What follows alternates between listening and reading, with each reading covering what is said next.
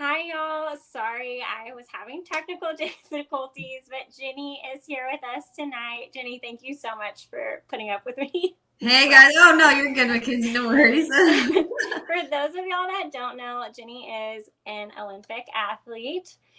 She competed this past Olympics for boxing, which was amazing to watch you, by the way. And Thank she you. has quickly become one of my favorite OCD advocates as well. Ginny, I know I've told you this before, but warrior in and out of the ring, Yeah. right? It's a ring. That's what it's called, right? Yes, it's called Okay. it, yeah. In and out of the Yep, ring. even though it's a square. And we're this community, I know I'm so grateful for you, and there are so many people that are grateful to you for using your platform to advocate against stigma and for OCD. So thank you Oh very no, much. of course, I'm honored to do it. Definitely. Well, we're like already have a ton of questions, so I'm gonna put them up on the screen, and Ginny and I will try to get to as many as we can. Um, Jenny, the first one that we have is from Leo. It says, I've been formally diagnosed with severe OCD for about a year. I was suffering from intrusive thoughts and compulsions along with tics, delusional ideation, etc. Then all of a sudden it went away. Why? So I can start. So we can't speak. Jenny and I are not therapists. We're just kind of here sharing our journeys and helping everyone to feel less alone and more understood. I don't know about this specific instance, Jenny. I don't know if you can relate, but for me, like, depending on what's going on in my life, my OCD comes in waves. So if I'm moving or I'm competing in the Olympics or something like that, which I have no talent whatsoever, so I'm not doing that. But mine seems to come on a lot stronger in moments like that, and then it has kind of lulls. But I've experienced that a lot. Can you relate to that? Definitely, yeah, definitely. Because like you were saying, when I'm like in camp or well, it's like when I'm in camp, I feel like my OCD is more hard for me to manage than when I'm at an actual competition, which is kind of funny because I'll be overseas in a different environment. But it's all about what my focus is on, like what's my value in life that can make it where I can put rules on my OCD Yeah. almost and be able to, kind of not get stuck in that behavior.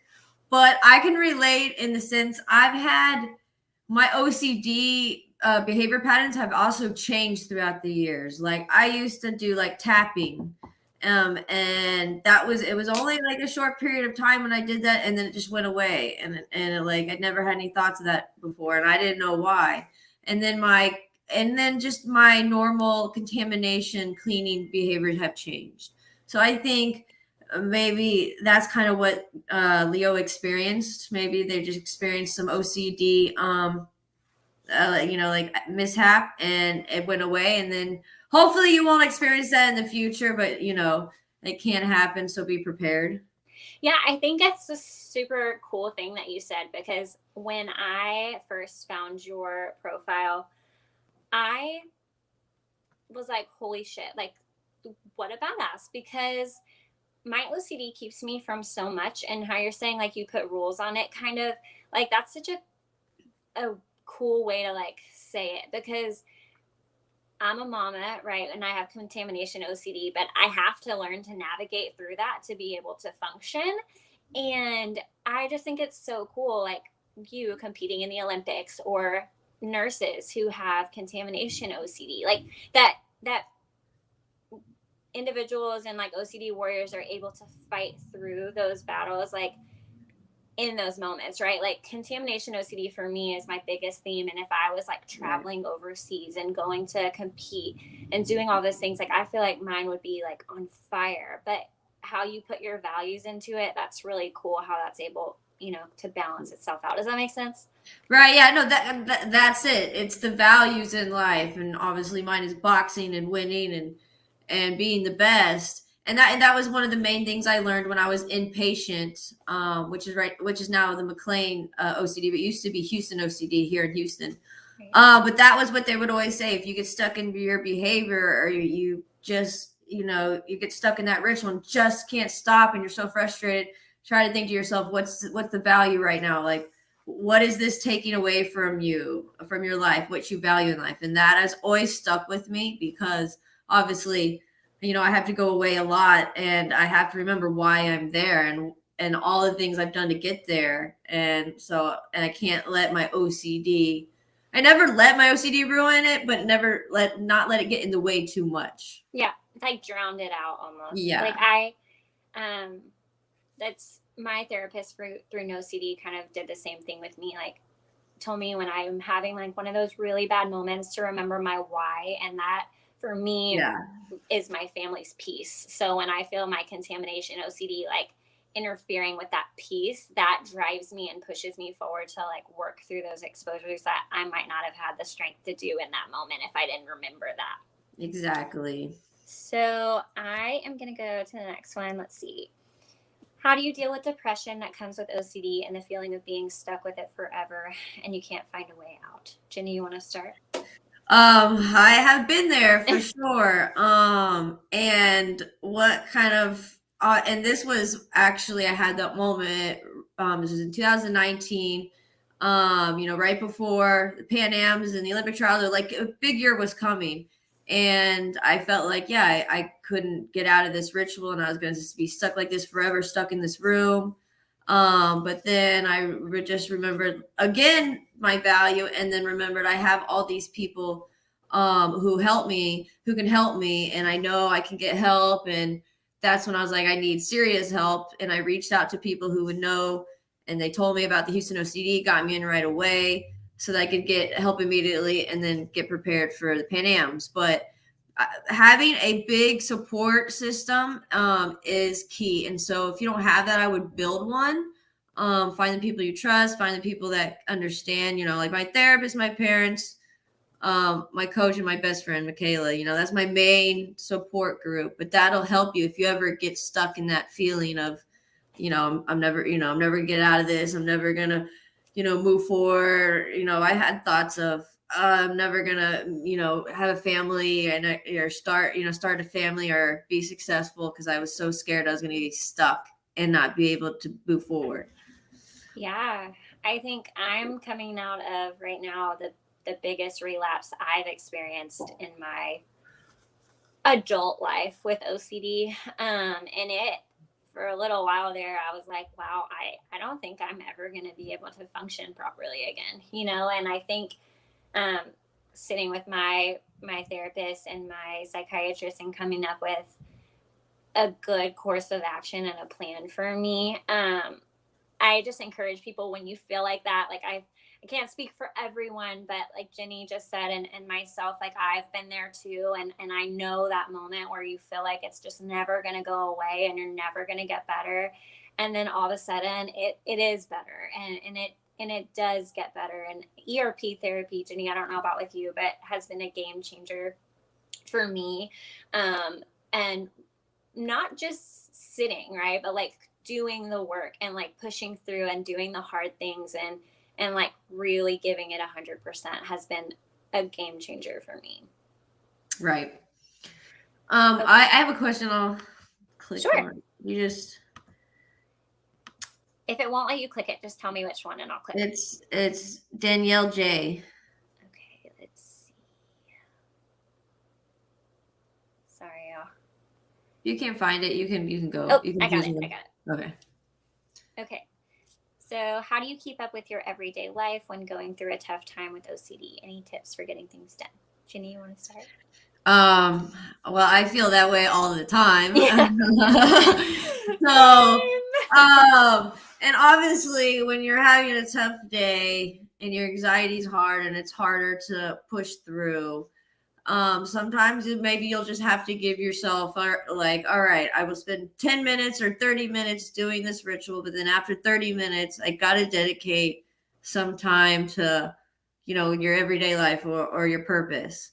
So that way, you're able to handle that high anxiety by giving, like by balancing out it a little bit at the moment. So when you're having tough days, that's kind of how I'll kind of control it and not just get wrapped up totally in my OCD.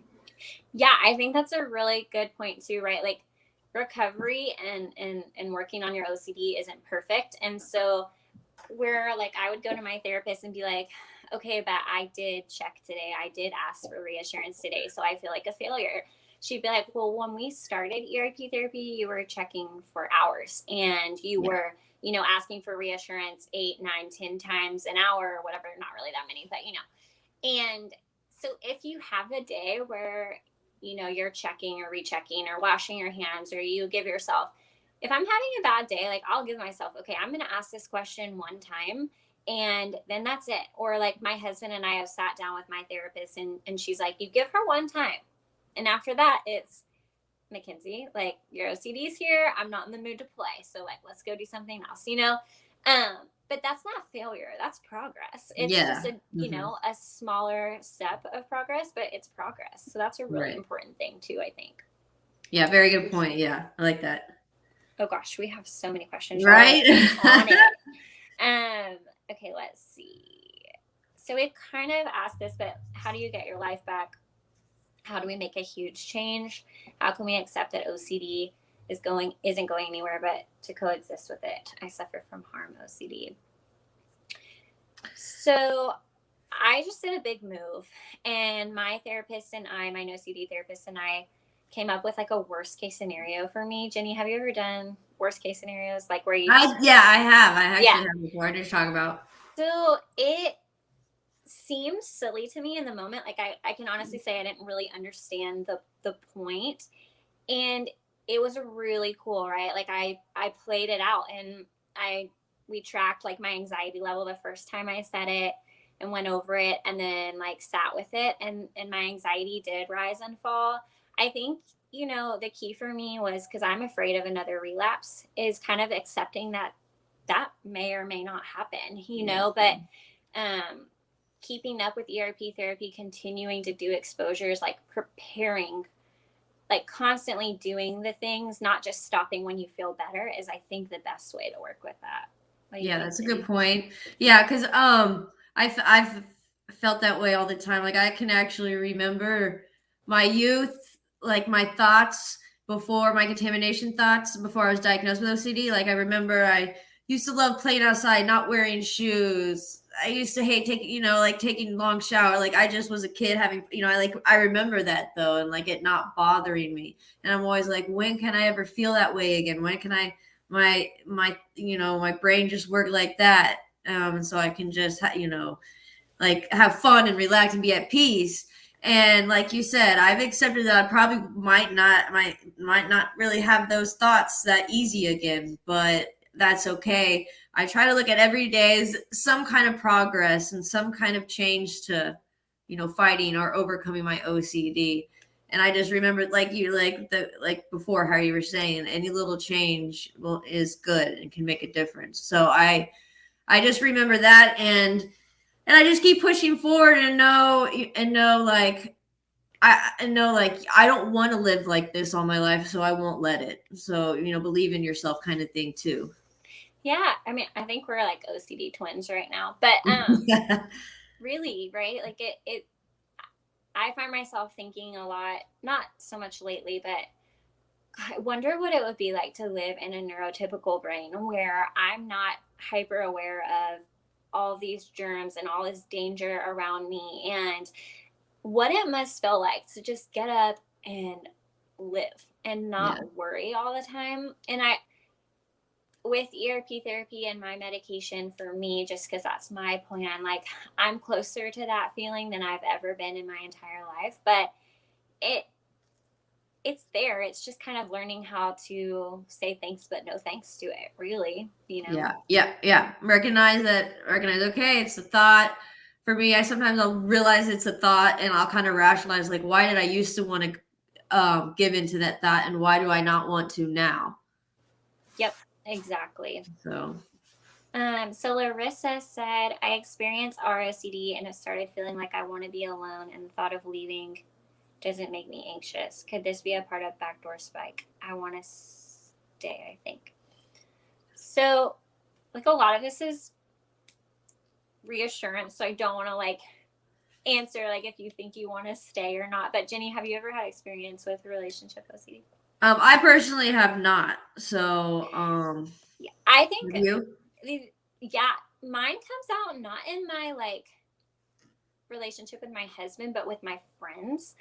I struggle with like if I send a text message, I like recheck it, or I'm like, oh no, like they haven't answered me. Like, do they hate me? Like, but really, it's just life. Like people are busy, you know.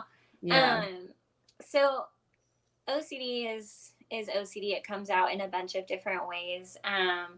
Backdoor spike is, you know, kind of like leading back into a relapse, and there's no way of me being able to tell you if that is what it is or not. But again, I think like we said earlier, like staying on therapy and, you know, continuing to push through and doing those hard things helps prepare you for those situations where a relapse might come up, or, you know, and then if it does, then it won't be as bad, kind of wading through all of that. Yeah. I don't know if I answered that very well, but oh, I did not mean to click that because that wasn't a question. But okay, Jenny, you got this one. Want me to read it? Oh yeah. What is the difference between the step-by-step ERP and a more immersion approach? What works better? Okay. So for me, I've and I need to get back at it. I haven't been doing it. I do ERP mostly. I haven't really done the immersion approach, so I can't really tell you what the difference is because I've only done ERP for me, so I kind of haven't experienced it. But for ERP, again, like just doing it constantly and getting used to it is, and again, I still need to do it constantly because I haven't been, because I've always been traveling and competing recently, and that's what I need to get back on now that I'm home in Houston. And because I've seen to start the change when I've done it, and then I keep doing it, I'll just get used to it, and it won't be as scary anymore. But yeah. What have you done both? So for me, I've done the ERP, and I think, Ginny, I don't know, is this how you start with a hierarchy of like least scary to most scary? And yeah.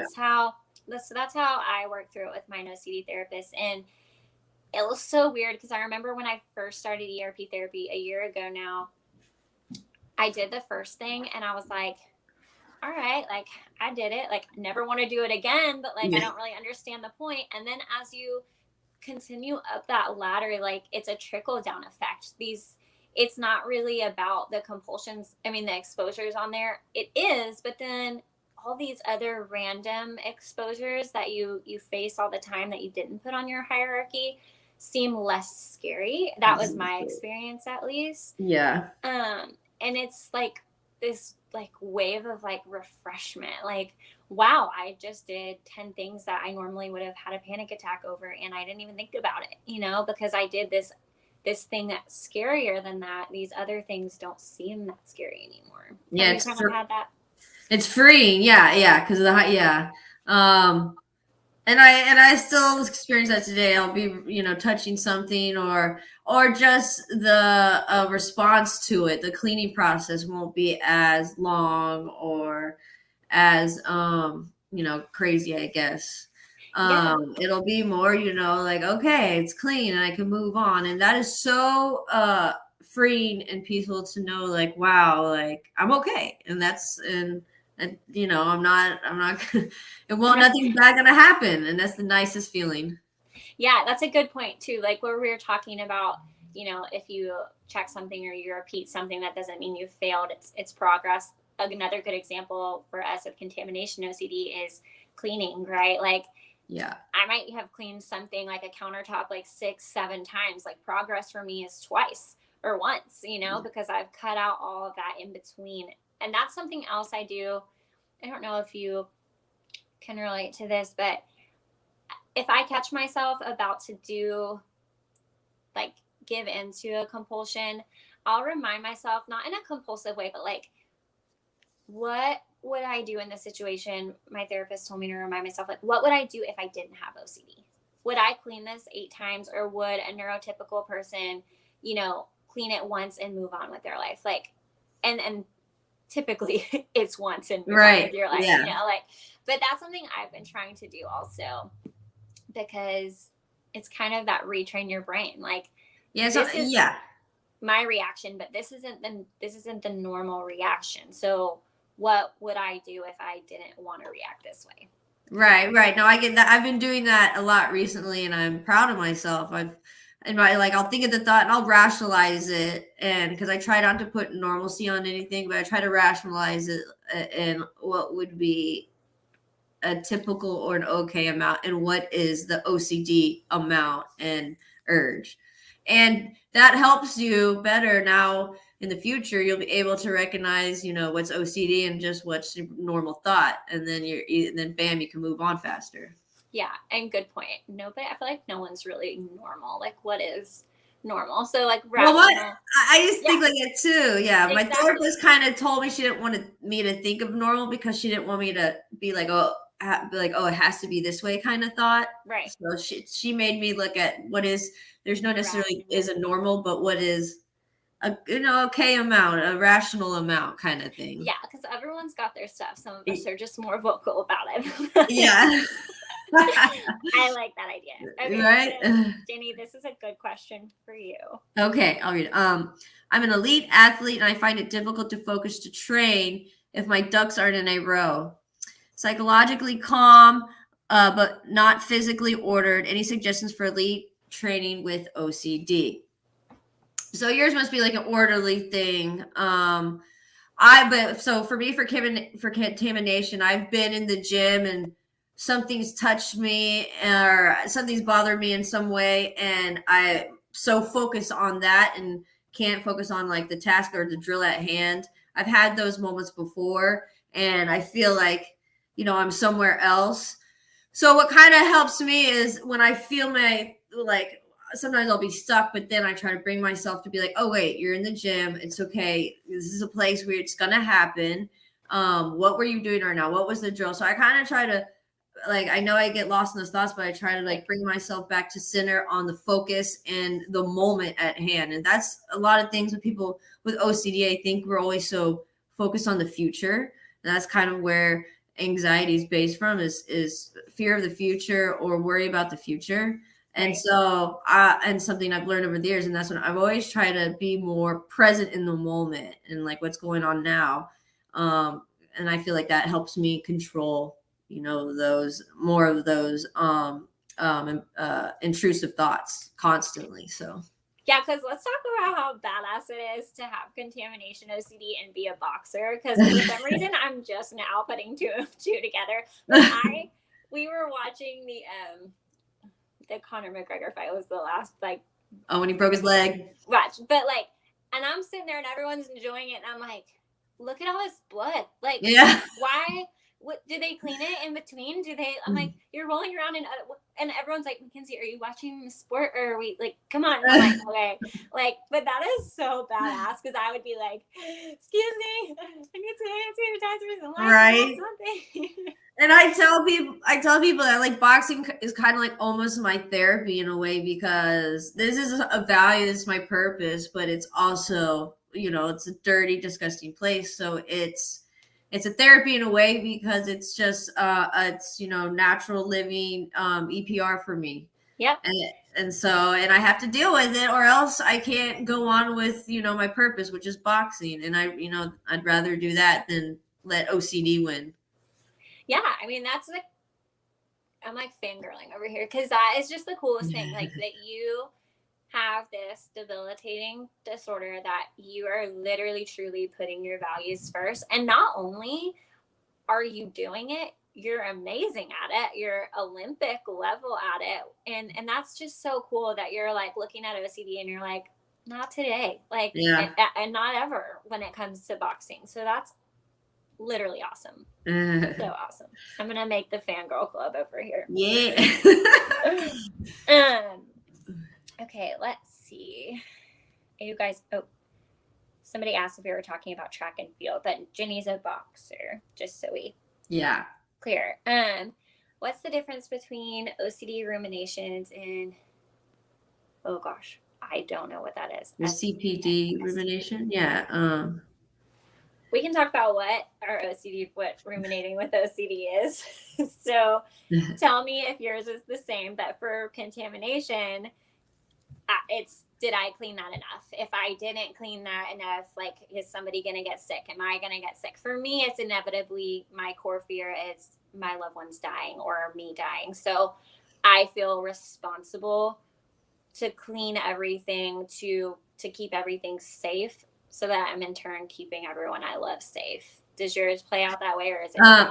Mine's a little different. Mine's more of the disgust feeling that I can't handle, and cross contamination. I'm always worried about what touches what, and I'm constantly observing and thinking about that. So I will be like, oh my God, I didn't clean that enough. I got to keep cleaning it. So if somebody puts a surface down, they won't move it and contaminate the rest of the house or the rest of the place. And so, and then it's a feeling along with me. I'd be like, oh, it doesn't feel clean enough. It doesn't feel clean enough. It feels dirty still. So it's like, I'm trying to get rid of that disgust feeling. Yep. Cross contamination. My husband, whenever he's cooking chicken, he's like, please get out, because like I'm like peering over, like, did you use that knife to do, like, wait, you have to switch the spatula out. You've been using that when it was still raw. Like, you need a new one. He's like, please just get out. Like, the thought of what goes on in restaurants when I can't see it is ERP therapy for me too. Oh, I know, right? Oh no. They say ignorance is bliss. I go by that all the time, because when I don't know, I'd rather not know. Okay, because I like this restaurant. I want to keep coming back. But we're sitting with the uncertainty that it may or may not be clean. So look, we're just killing the ERP game. That's what we're doing, really. Right. But for OCD, just to clear up, like, ruminations are when you spend time sitting and thinking, and so when you're taking time out of your day to think, did I clean that enough? Did I make sure I locked the door, or should I go back? Like, those are, ruminating over those thoughts. That's what OCD ruminations tend to look like for people. Yeah. Is it normal to get calm spells after an intense 2 weeks of rumination? Thoughts that would normally leave me kind of disoriented, leave me unfazed, and now which kind of scares me. So maybe I'm just not reading this right, but for me, ERP therapy comes with like ebbs and flows. So things seem scary, and then that anxiety rises and falls. But I'm just rereading this to make sure I'm doing it properly. You want to give it a go? No. Well, thoughts that would normally leave me. And it's normal to have periods of time where you're really anxious and then it seems calm. Like, OCD is a shapeshifter, and like we were saying earlier, it pops up in big moments, and then it kind of seems like it's sleeping, like hibernating sometimes. Yeah. Oh yeah, no, good point. I get that all the time. Yeah. I think I'm kind of thinking this, like, sometimes you feel so overwhelmed with your OCD. I think, and the intruding thoughts are so overwhelming that it kind of sometimes leaves me kind of like fuzzied and can't focus, because I got so much going on in my brain. Right. And it's kind of sometimes hard to focus, or it's kind of like I'm doing things in zombie land almost. Yep. And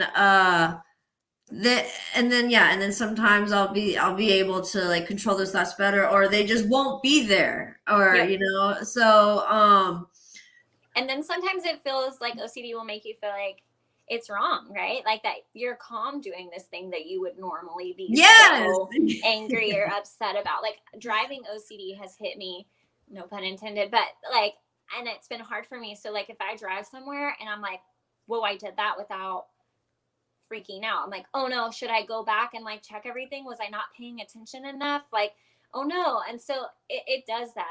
It's like poking a bear. Sometimes it's there and sometimes it's not. Right. It likes to trick you a lot.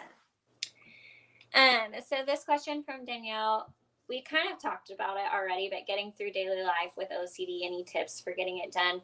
And I think, Ginny, like you said a couple of times now, like putting your values kind of above your OCD, and not making fear-based decisions, but making those value-based decisions.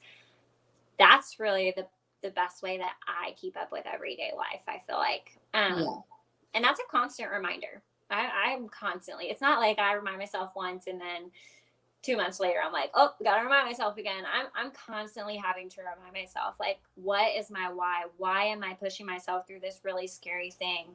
Okay, it's for my family's peace. Okay, time to go. Let's keep going. Yeah. So that's constant for me. Yeah, yeah, definitely. And this, and I don't do it every day, but when I do, it does help. Sometimes, like when you wake up for the day or something, the first thoughts, your OCD thoughts, and then that's like the immediate thing you want to do. Sometimes, and then it gets in the way of your value. So what's helped me, sometimes I wake up and I make a list of the day, and like, again, if it's a tough time, I'll be like, okay, only this much time brushing your teeth, and you got to move on to then you got training, or get ready for training, or rest for training, whatever, something that will help succeed your value more. And so making a list up for the day, or kind of like a schedule, and kind of like looking at that to remind yourself, okay, you've got gone past this time, you're spending too much time with your OCD today, focus on your value. That kind of can help too. Keep you on track, keep you accountable, making a list. Yeah, I think 100%. And then you were talking too about like a support system is important, right? And it doesn't have to be family, like the No CD community. There's an app like IOCDF does a ton of things to be, like a support system. There's a huge OCD community on Instagram. I think you just have to make sure you don't use it as reassurance, which is kind of a, touchy situation. But something I try to do with my support system is one of the biggest things I had to do as a wife and a mom is accept that my husband is capable, not that he's not, right? But my OCD wants me to think he's not capable of being the safest dad, or the safest, like he's not going to look at things the way I will. He's not going to make them wash their hands. He's going to use a knife to cut chicken and then probably cut it again, and just kind of taking a step back and realizing like I'm not all powerful, and I have to accept that other people know what's best too, and let go of that constant need to control everything. And I think that helps me keep up with everyday life too, because OCD wants us to control everything to create that certainty, and that's just not an attainable goal. It's right. It's a fool's errand. And that's a good point. That's a good point. Because I'll do the same thing. Like sometimes I'll be like, no, do it this way, do it that way. And then I got to remind myself, I was like, okay, Ginny, not everybody sees like your perspective the way you see your perspective. You don't see it her way. She doesn't see it your way. And you can't say that's how it should be. She can't say that's how it could be. And so I kind of like, I'll realize that. And so I'll let it be and not try to control it. Like you said, because we want to control it so bad. Yeah.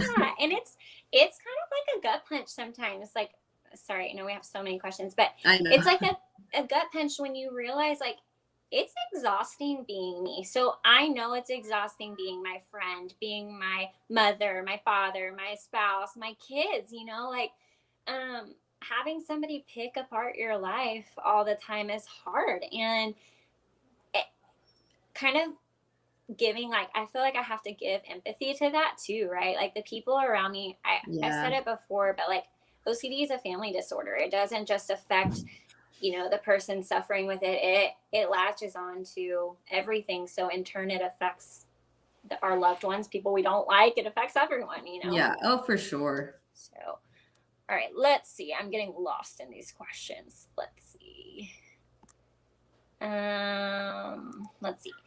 Is just sitting with anxiety and allowing the thoughts to be there without reacting to it and making them worse, like, oh God, I really don't love my partner, and keep doing doing something good.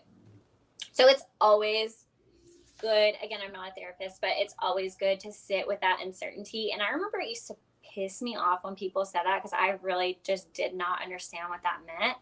But it's really just sitting with, like, for contamination OCD, right? If we're worried that somehow raw chicken ended up to the cooked chicken, like, it's saying, doing that really scary, hard thing and being like, it may or may not have. I don't know. But I do know that I've got to eat this chicken now, and I'm pushing through it, and we're just going to have to sit with, I might get sick or I might not get sick.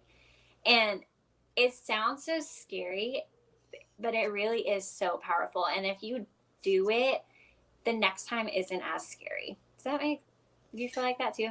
Yeah. I was gonna say. So that was the hard. This right here was the hardest thing for me to accept. When I was in inpatient therapy, was purposely getting my anxiety as high and sitting with that, and I was like, this is stupid. This is not helping. But I had to give it time, obviously, and then my therapist gave me kind of like a word to help me, which is, Ginny, no matter how much you clean, you'll never be clean enough. And Yep. I was like, wow, okay. That was so enlightening, because I was like, that makes sense, because I'm always trying to get this clean feeling. I'm always searching for it, and it's gonna get worse and worse the more I feed into it. And so that makes sense. I'm searching for this feeling that's never going to be complete. And so it's kind of sitting with that anxiety, like, yeah, that I cleaned that, but maybe there's still germs on there. Maybe I'm still contaminating, or maybe not. But I'll never know. I'll never know if it'll be clean enough, and maybe it'll never be clean enough. So, I don't know. And that kind of helped me be able to be okay with that uncertainty and deal with it. Yeah, and that's seriously same, right? Like, if I clean something multiple times, like, at the end of the day, if you cut the head off a snake, no matter how many times I clean it, it never feels clean enough for my Yeah. OCD. Like, nothing is ever going to be good enough for your OCD. It's never just one compulsion.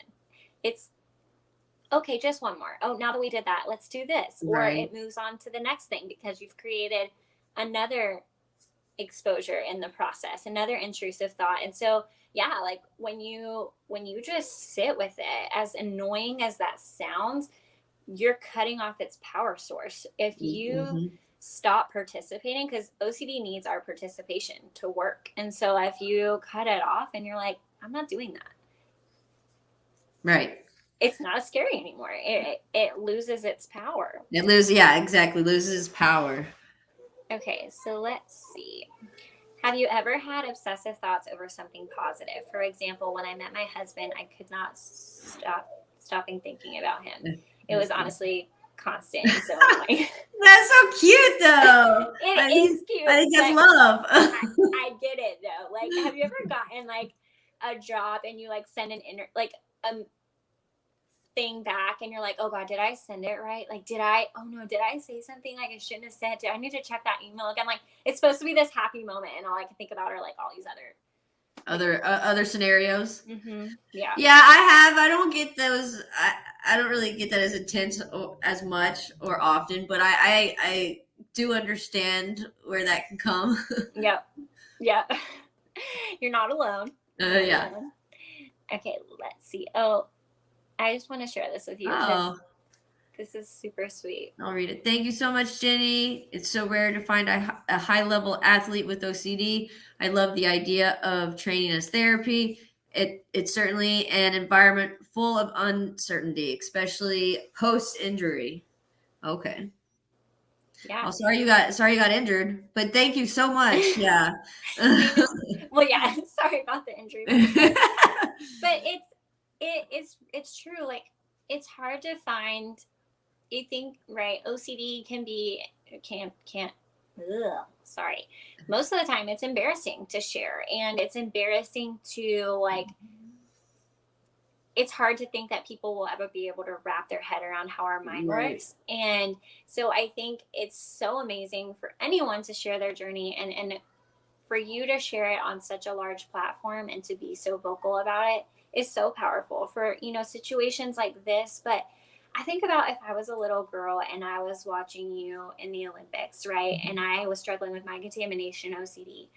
How powerful is that? That here is this woman kicking ass on TV in another country, rocking it, and she deals with the same monsters that I deal with, and that's a powerful thing. So thank you for Well, that it's because also powerful because it helped me to be open with it, and like, and being part of Team USA and having to travel and room with my teammates, it was hard, and it got worse, harder and harder for me to hide it from them, and I was just finally started to slowly kind of be more open with it. And it was more of the reaction that I liked from them. There was like more interest. Like they were asking, why do I do that? Why? And they kind of want to understand instead of like, like, okay, well, that's weird. That's awkward. That doesn't make sense. It was more of a interest. And that made me feel like better about it, or accept accept my OCD more, and be okay with myself, and be okay with it, and realize, okay, yeah, it's still not fun, and I still have a lot to do to get it on control, but I can be okay with letting people know about it. And then it made me want to educate people, and that's why I've done these documentaries, to stop the stigma about it, so people can kind of understand the disorder and not just think of it as like, oh, how when people say, oh, I have a little bit of OCD, and all that. Yeah. Yeah, but it's true. And what you're doing, like what you did with rooming with your teammates and stuff, like that's literally breaking the stigma. I think it's so cool. And I experienced that in a different way. Like my sorority sisters from college, or my friends that I've had a long time through my husband being in the military, would be like, oh my gosh, like it makes so much sense why you did these things now. And like, I've even had people be like, why wouldn't you have let me in? Like, I could have been a better friend. I could have, like tried to understand more. Like, I wouldn't have said I'm so OCD, and you realize like how powerful it is to share your story and to use your voice when you see stuff like that happen, because it breaks the stigma down, like right in front of you. Like, wow, by not talking about it, how are people supposed to destigmatize it if we don't talk about it and we don't like become vocal about our struggles? Exactly. Yes.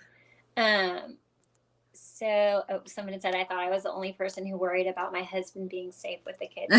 Yeah, my mom came to visit in California not too long ago, and I told myself, whatever she wanted to do, if she wanted to take my kids to Chuck E. Cheese, the park, bake a cake, whatever it was, I was really struggling. I was kind of at my lowest in my relapse, but that I was going to let her do that. And I was able to stick to that and just trust that I know my mom loves my kids. Not as much as I do, but close to, as much, because mom's love is just more than anything. But that she was going to keep them safe, and she didn't need me nitpicking and doing all of those things that ruin all of those little moments. And I can honestly say the whole time she was here, I never once was like, did you do this? Did you wipe the cart down? Did you do, which I know she didn't, because that's my mother, but that's okay. We'll move on from it. Right? Yeah. So let's see. Okay. Is mindless snacking a compulsion? Dude, I feel like it is. I really need to talk to my... That's funny. But I don't know that it's a compulsion, but have you ever done this where you're ruminating and you're stuck watching TV or eating a snack or like doing something that's taking my mind off of what's going on in my head? I feel like maybe not a compulsion, but like a coping mechanism, like running from it and avoiding it, I feel like is how it happens to me. Do you feel like that? Oh yeah, all the time. I mean, it to build a distraction from the anxiety can help in some sense if you're like having a rough day. But again, if you're building a distraction or a coping mechanism, you're not facing and dealing with the thought or the urge, and so that's not really helping you in the long run. It's kind of in a way feeding the OCD, because it's not completely like saying no, but you're distracting your mind for a little bit. So it can be. Yeah, it's a form of OCD, mindless snacking. I'm just convinced. Well, it could be for you, maybe like going to doing an extra workout, like something like, I don't know, like if your mind's really loud, but like, I feel like that's more of a coping mechanism than like a compulsion. Yeah. So when you do ERP, do you tell people it's ERP, like for harm OCD, or you just hold the knife over them? So I don't. I know I'm not laughing at. I'm just. So I don't have experience with harm OCD, but I have become very vocal about my OCD, and if I'm like, I'm just not embarrassed anymore. Like, Yeah. I don't care if I've just met you or you've been my ride or die for 20 years. Like, if I'm going through a hard compulsion or like exposure, like, I'm gonna let you know. Or not necessarily though, because that can become a compulsion too. But if I'm not afraid of being like, I'm eating this Yeah. McDonald's burger and I'm really afraid it's contaminated, which, you know, but I'm gonna do it anyway. You know, like I'm not afraid to be like excited about those big wins, if that makes sense. Yeah. No, it's funny because I did an ERP at the mall, which was like touching touching benches or touching trash cans or just touching anything public that many people touch. And I noticed people looking at me like, what is she doing? And I was just like, I'm just doing therapy right now, and I have OCD. It's contaminated. It's a long story, but I need to get my hands dirty. So yeah, I was like totally upfront, trying to explain it to them fast, and they were just like, "Oh, okay, yeah, So You go, girl. Do the yeah, thing. like you said, like I'm not scared to show it or talk about it or anything. I'm like an open book now about it, and again, that has helped me so much. Has helped me kind of understand my OCD more, and kind of help me like understand like the skills that help me with it too. Yeah, it's empowering. I remember my first exposure that I did. I had to go in a store like during the pandemic, because it had been like 6-7 months since I had like gone anywhere. I really just confined myself to like home backyard. My husband went grocery shopping, so I literally went in the MCX on base, just like a department store on base, and y'all, I had blue light glasses, so I wore the glasses just in case like anything was gonna get on me. And I had my mask, and I walked in, and I was so anxious, and I looked, the glasses were fogging up from the mask, and I don't like wear glasses, so I was like, oh god, like, but I didn't want to touch my face because I didn't. So I did it, and I got out, and like I finally like got to like wash my hands, and I was like, I need a mic drop, like some theme music. I need a building like behind me, like I don't know, like I just felt like such a badass in the moment, and I like videotaped something for my page, and I was like, I don't care who sees me like doing a video right now because I'm so proud of this moment. Right. But it's fun. It's empowering to like it is. be like, I just did that, You need to celebrate those moments because that's what keeps you wanting to get better. Heck and, yeah. and fight it more. And it's powerful to other people when you celebrate those moments. Like if you're advocating, which you don't have to be as vocal about your OCD as Ginny and I are, but I think by having at least some people that are vocal like that, it really helps to make other people feel less alone and more understood. So like if I was with you in the mall and you're touching those benches, I'd be like, hell yeah. Like, get those hands dirty. I'll hype you up all the time. Like, yeah. Heck yes. But and it's fun. It's fun to do those for your friends, right? Right. Yeah, you gotta make it fun. I think that's one of the coolest things about, social media. I have a love-hate relationship with it, but oh hell yeah. It's so cool. You never would wish OCD on anyone, right? But like even my dad has OCD, and so does my stepdad. So my mom has a type, obviously. But even with them having it, like it didn't register with me that there were also all these other people. Like I felt so alone. And then you get on Instagram, there's this whole community of people. There's like so many people struggling with the same thing, Right. And that's powerful. It's powerful to know you're not by yourself, and that everyone is working on themselves. Yeah. Oh yeah, definitely empowering. All right, well, let's do 2 more questions. You down? Alrighty. Okay, so let's see. I'm getting lost in all these, y'all. If we did not get to all of them, I am so sorry. Yeah, I know. But how do you deal with procrastination related to OCD? I've been in a rut this week after an OCD episode, and I'm just depressed now and overthinking. In the moment, I really don't know how to deal with this because I will give into it so much. Ginny, with your contamination OCD, do you, because the reason that I'm so OCD thing bugs me, it bugs me for a lot of reasons, but the idea that people think neat and tidy is what OCD is bothers me, because even when you have contamination OCD, right, or any type of OCD, for me, sometimes my house looks like a mess. It's clean, but I feel like a certain area is contaminated, so I can't put towels in my linen closet because the linen closet feels contaminated. So they're stacked up on my couch right now, bro, and it looks really ridiculous in my house. But I'm procrastinating or like avoiding putting that stuff away because I just can't deal with it, right? It just feels contaminated and I can't go there. Oh my God, we are twins because so my room at the Olympic Training Center, right? There'd be places in the room that would just get contaminated, and I couldn't get it clean, so they was just contaminated forever. And so yeah, I would have to find places to put things. So like you said, like my best friend Michaela, she understands. She knows. She'll walk to my room. She goes, she knows it's clean, but it's messy, or like things are in odd places, and she's just like, "What the heck?" And it's because that's the safe zone. That's the the safe, uncontaminated safe zone. Don't put anything there. Don't Yeah. And so when we travel a lot, I always get these boxes, and that's like, and don't touch my box. Don't put anything in here. Don't touch it. This is like everything that's safe and uncontaminated, because obviously when you travel, it's impossible to keep everything uncontaminated. So I always have my box. Yeah. So I definitely relate with that. BFFs. Yeah, right? But and the procrastination part. Just go on.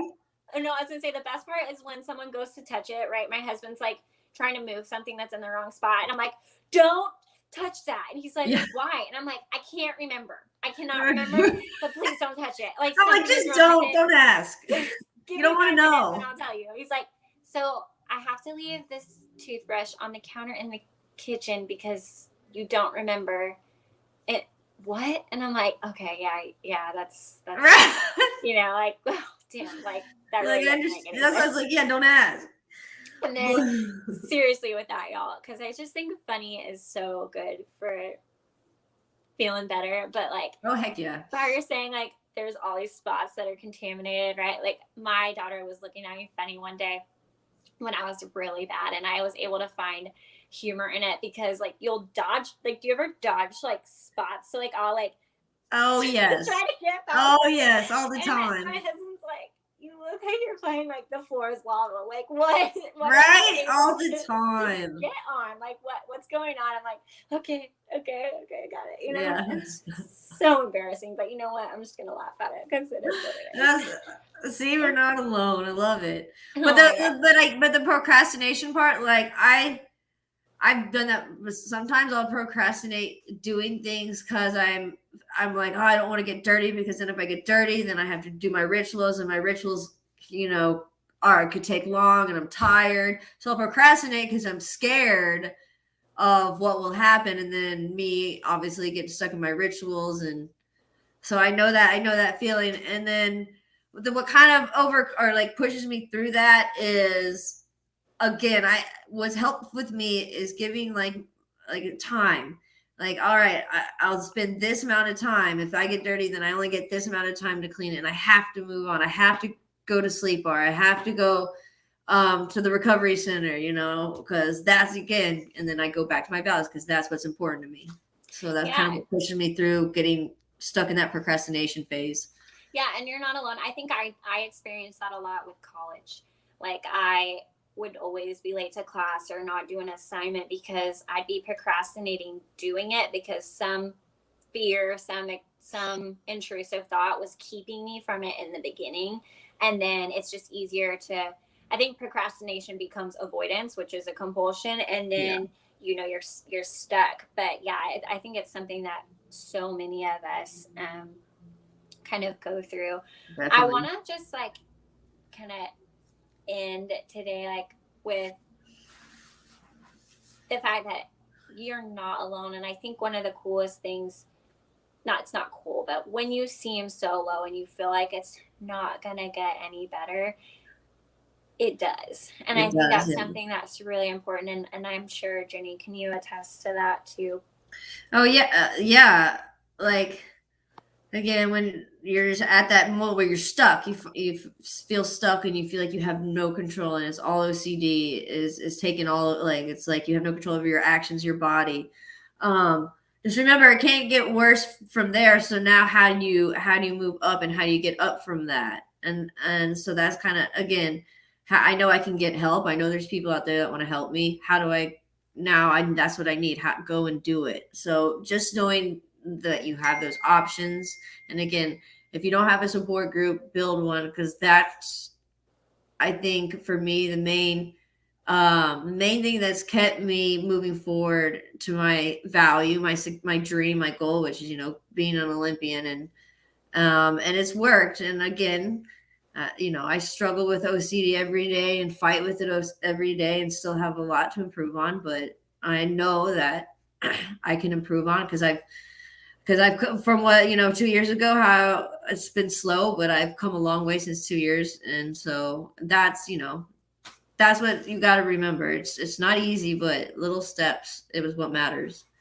Yeah, I think someone said, is it normal to feel guilt and shame for giving into compulsions? And I think it's really easy to fall into feeling guilty and shameful for giving in. But not only are we friends, Olympians, partners, mamas, dads, whatever, we're still fighting this invisible monster inside our heads all day, every day, too. And so I think that's what truly makes us like warriors, right? We're doing all these things that people do every day, but we're also fighting a battle that people can't see. And so, therefore, when you have the stigma that surrounds it and everything else, they're like, well, could it be that bad? Could it really be that bad, what you're experiencing, what you're going through, and it's one of those moments where you're like, I would never wish it on anyone, but I wish there was a way to fully vocalize how powerful, how fearful, how scary OCD is, and how Yeah. detrimental it is to Yeah. life, somebody's life in general. But there's always hope, and there is no need to be ashamed or no need to, feel guilt, because recovery isn't linear. And that's one of the main things my OCD therapist reminds me all the time. It ebbs Right. and flows. So you're going to have highs and lows. And through ERP therapy, through all of that, those highs don't seem as scary, and those lows come more often. So I just think it's something Right. important to remember. But Ginny, thank you so much for being here with us. We are so thankful for you in the OCD community. I know that I'm going to Of love you to course. be my new BFF now forever. But Of course. Yeah. Always BFF forever. but really, thank you so much for being here. I really, really appreciate it. Of course. No, it was an honor. And again, like, I love doing this. It helps me too. I Well, love good. it. I'm so glad. Thank you guys all for being here. Yeah. Really Thanks, appreciate it. everyone. Have a good Bye. evening.